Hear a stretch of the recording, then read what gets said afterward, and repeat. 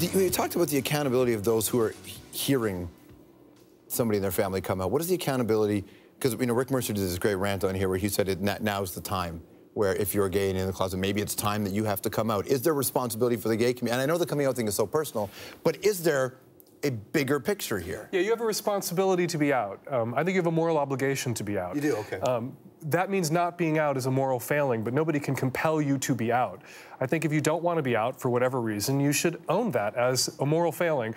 All of us in our lives are guilty of, at times, moral failings. It's not like because you have this moral failing, you should be dragged out behind the barn and shot, but you have to own it. You have to eat it. But it's pretty heavy to hear that, isn't it?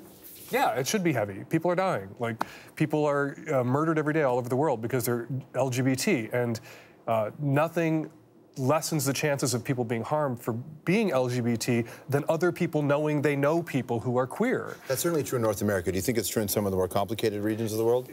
Individual results may vary, and you do have to take your circumstances into account. I'm always telling 15, 16, 17-year-olds who are thinking about coming out, who are worried to not come out if they feel like they'll be retaliated against, if their families will kick them out. 40% of homeless kids are queer kids who were thrown out after they came out or outed, and queer kids are only 3.5 to 5% of the population of kids. That's a huge number. Yeah. So I would never tell somebody in a risky circumstance they have a moral obligation to be out. I'm talking about adults.